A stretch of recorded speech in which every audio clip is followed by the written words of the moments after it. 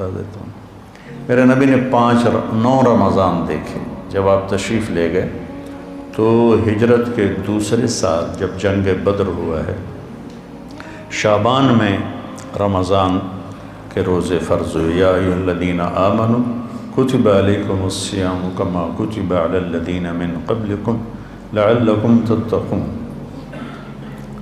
دیکھو، جب آدمی کلمہ پڑھتا ہے تو خیر البریہ بنتا ہے۔ ان الذین کفروا من اہل الکتاب والمشرکین فی نار جہنم اولئک ہم شر البریہ، تو وہ انسان بھی نہیں رہتے۔ ان الذین آمنوا وعملوا الصالحات اولئک ہم خیر البریہ، کلمہ پڑھنے کے بعد آپ ایک اعلیٰ درجے کے انسان اللہ کی بارگاہ میں بنتے ہیں، کبیرہ گناہ کے باوجود باقیوں کی نسبت۔ جب آپ نماز پڑھتے ہیں تو ان الصلاۃ تنہی عن الفحشاء والمنکر، آپ انسانیت سے اوپر چڑھتے ہیں اور آپ گناہوں سے بچتے ہیں۔ اور زکوٰۃ لتزکیہم بہا، زکوٰۃ اندر کا، چونکہ جب آدمی مال لگاتا ہے نا تو نفس ٹوٹتا ہے، نفس کے ٹوٹنے سے تزکیہ ہوتا ہے۔ تطہرہم بہا وتزکیہم، مال پاک ہوتا ہے اور نفس بھی پاک ہوتا ہے۔ جب آدمی حج کرتا ہے تو فلا رفث ولا فسوق ولا جدال فی الحج، کہ جب حج کا احرام باندھ لیا ہے تو اب پوری زندگی کے لیے فحش کلامی نہیں کرنی، لڑائی نہیں کرنی، جھگڑا نہیں کرنا۔ لا نفی جنس آیا، حالانکہ صرف احرام کے لیے ہے یہ آیت، لیکن اللہ نے اس من یتق اللہ یجعل لہ مخرج وَيَرْزُقْهُ مِنْ حَيْثُ لَا يَحْتَسِبُ، اللہ تعالیٰ اس کے لیے ہر تنگی سے راستہ نکالے گا اور رزق وہاں سے دے گا جہاں سے وہم و گمان بھی نہیں۔ مَن يَتَّقِ اللَّهَ يَجْعَلْ لَهُ مِنْ أَمْرِهِ يُسْرًا، جس کو اللہ تقوی دے گا اس کے مشکل کاموں کو آسان کر دے گا۔ مَن يَتَّقِ اللَّهَ يُكَفِّرْ عَنْهُ سَيِّئَاتِهِ وَيُعْظِمْ لَهُ أَجْرًا، جو تقوی اختیار کرے گا اللہ اس کے گناہوں کو دھو دے گا اور اس کے اجر کو بہت زیادہ کر دے گا۔ یہ روزے کی فضیلت ہے۔ الصوم لی وانا اجزی بہ، الصوم لی وانا اجزا بہ، دونوں طرح محدثین نے اس کو بیان کیا۔ میں اس کو لیتا ہوں انا اجزا بہ، کہ اللہ تعالیٰ کہے گا روزے کا بدلہ میں خود ہوں، روزے کا بدلہ اللہ خود ہے۔ تو میرے نبی پاک صلی اللہ علیہ وسلم نے 9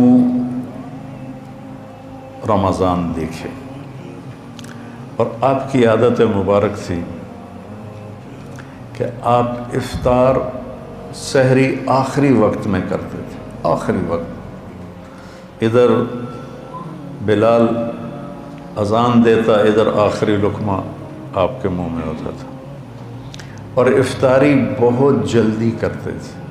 ایک آدمی چھت پہ کھڑا ہوتا تھا جب آپ مدینے میں ہوتے تھے، جب آپ سفر میں ہوتے تھے تو ایک آدمی پہاڑی پہ کھڑا ہوتا تھا، جو ہی سورج کا کنارہ ڈوبتا تھا تو ساتھ ہی وہ کہتا یا رسول اللہ غربت، تو آپ اسی وقت کھجور سے، پانی سے، دودھ کی لسی سے، ان 3 چیزوں سے آپ افطار فرمایا کرتے تھے، اور پھر اس کے بعد کوئی کھانے کی چیز ہوتی تو کھا لیتے تھے، ورنہ وہی کھجور ہی ان کا کھانا ہو جاتا تھا۔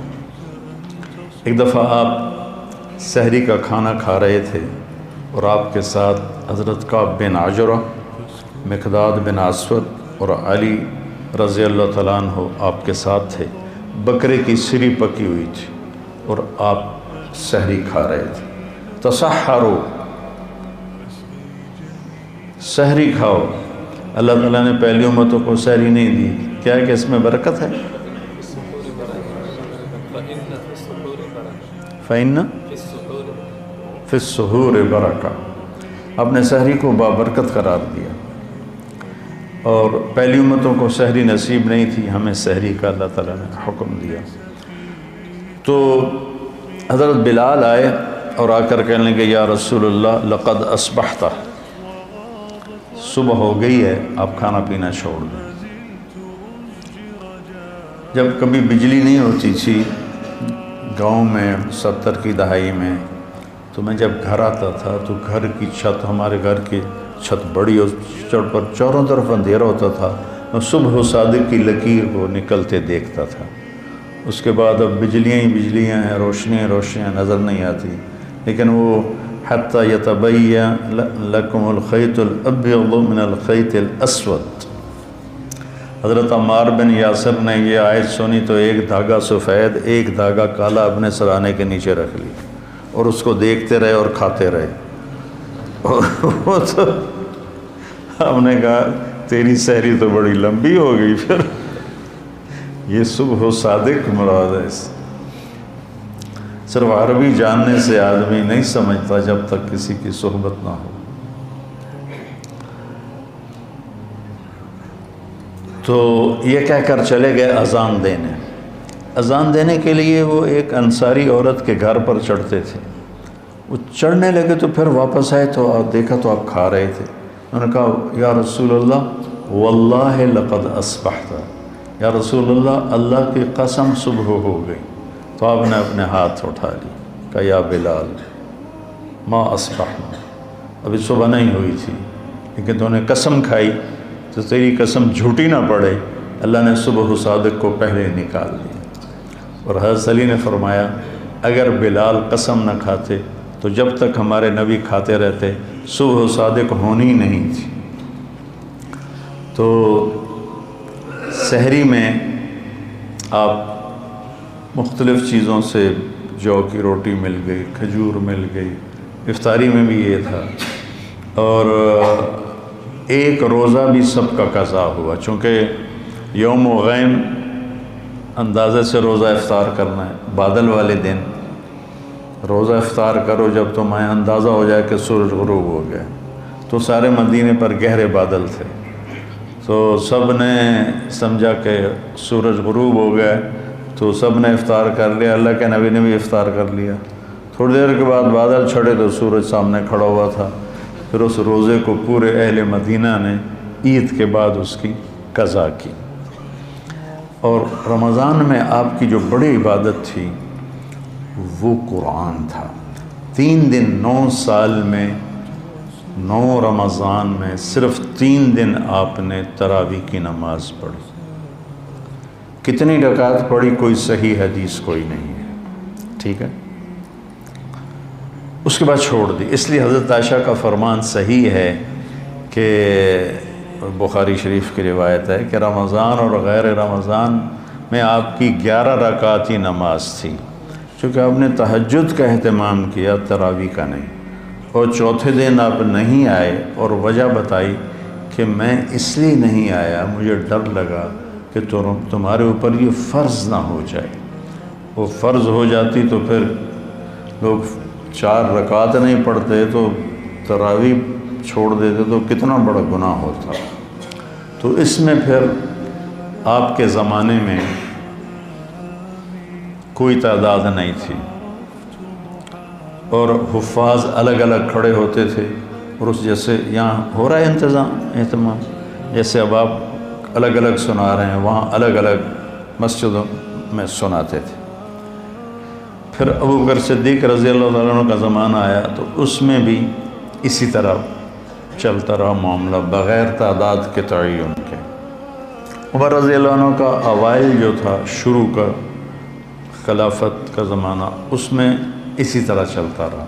ایک دن آپ مسجد میں داخل ہوئے تو آپ نے دیکھا الگ الگ نماز پڑھ رہے تھے لوگ، تو آپ نے کہا کہ میں ان کو ایک امام پہ کیوں نہ جمع کر دوں، تو ابی بن کعب پر آپ نے سب کو جمع کیا اور 20 تراویح فرمایا، صحیح روایت۔ اور یہ بھی صحیح روایت ہے کہ آپ نے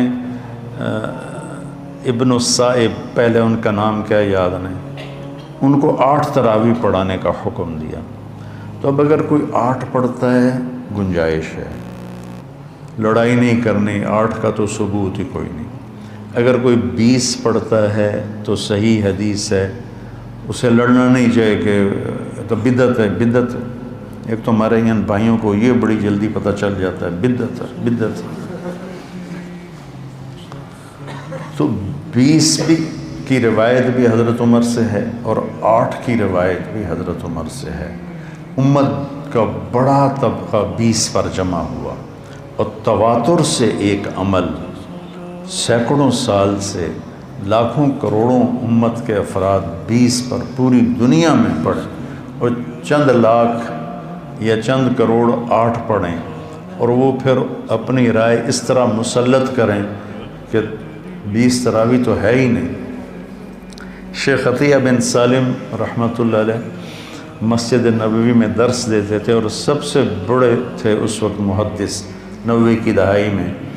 اس وقت میں جب حج پہ جاتا تھا تو حضرات کے ساتھ جانا ہوتا تھا، تو ہم 1 مہینہ مدینہ ٹھہرتے تھے، تو میں پورا مہینہ ان کے درس میں بیٹھتا تھا، اور بہت فائدہ ہوتا تھا درس میں۔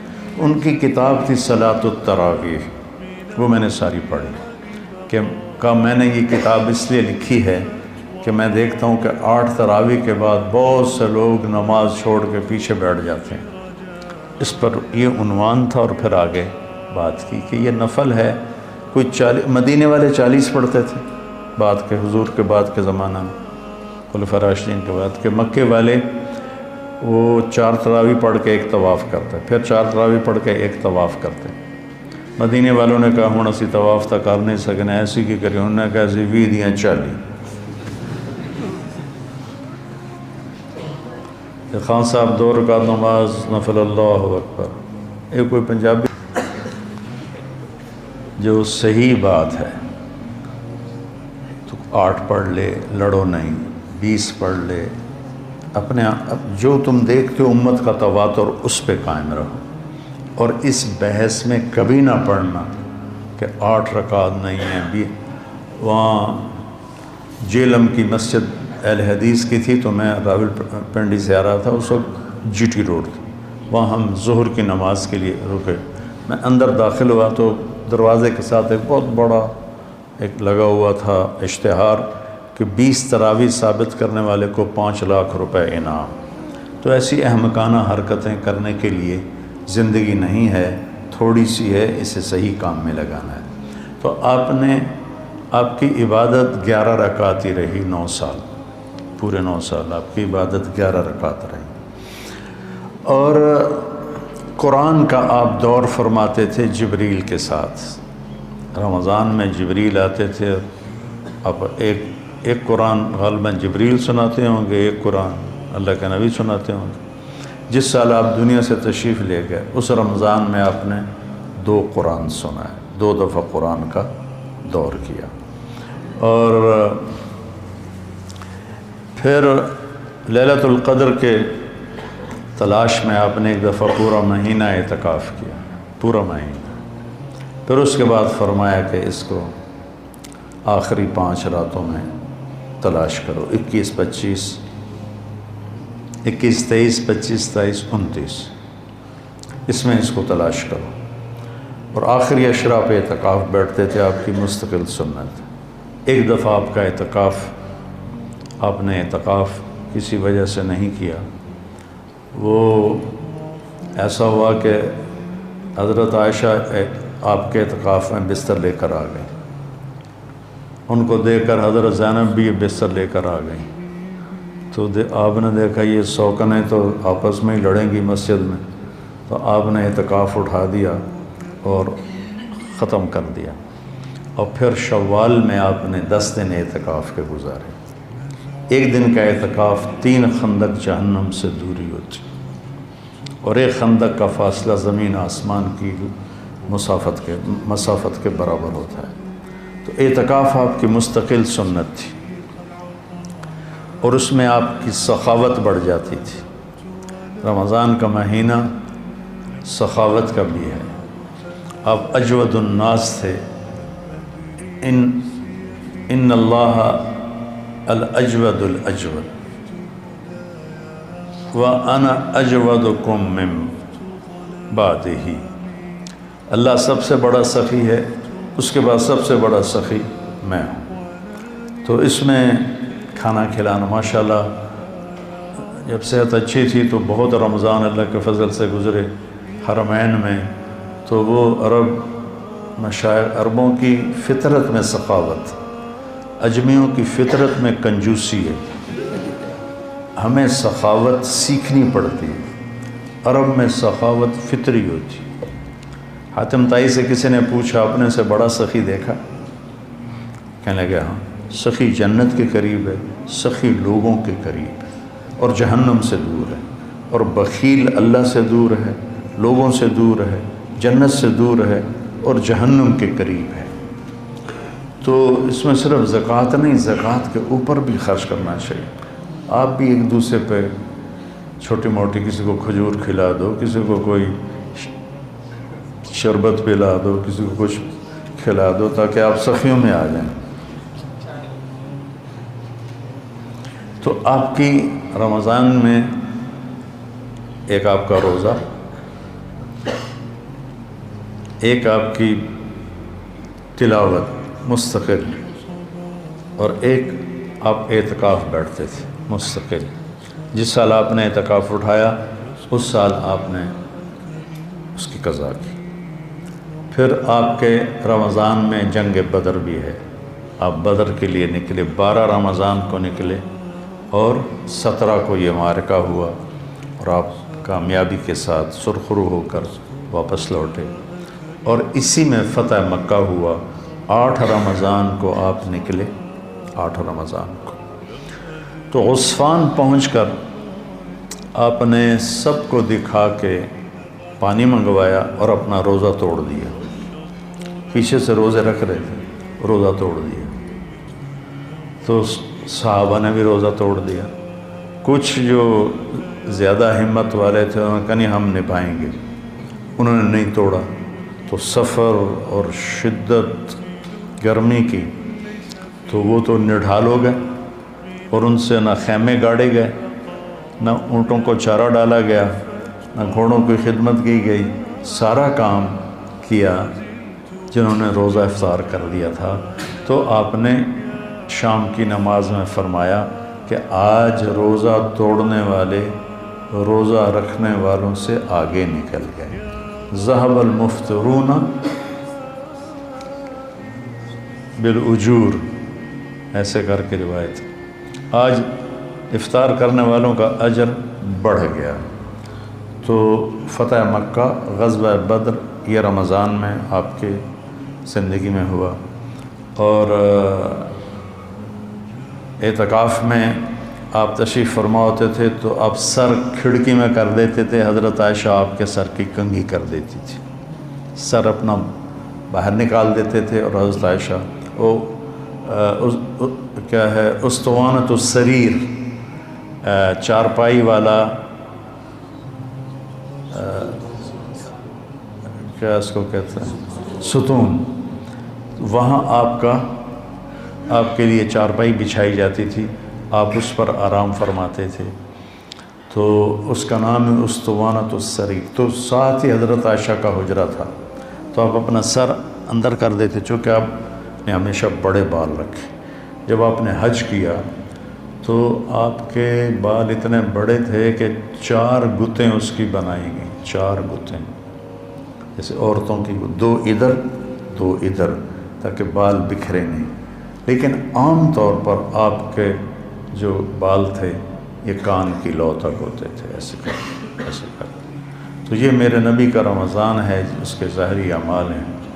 اور ایک اندر کی بات ہے، وہ یہ ہے بیٹا کہ اپنے دل کو بغض سے صاف کرو، نفرت سے صاف کرو، حسد سے صاف کرو۔ یہ تمہارے دل کا روزہ ہے، تمہارے صدر سینے کا روزہ ہے۔ جس کسی سے لڑے ہوئے ہو اسے معاف کر دو، جس کسی کی نفرت ہے اس کو دل سے دھو دو، جس کسی کے ساتھ تمہارا معاملہ خراب ہے اس کو اللہ کے سپرد کر دو۔ جھگڑا کرنا، میرے نبی نے مدینے والوں سے کہا میرے بعد تمہیں تمہارا حق نہیں ملے گا، کیا کرو گے؟ تو انہوں نے کہا ہم تلوار اٹھائیں، اپنا حق لیں۔ آپ نے کہا اس سے اچھی بات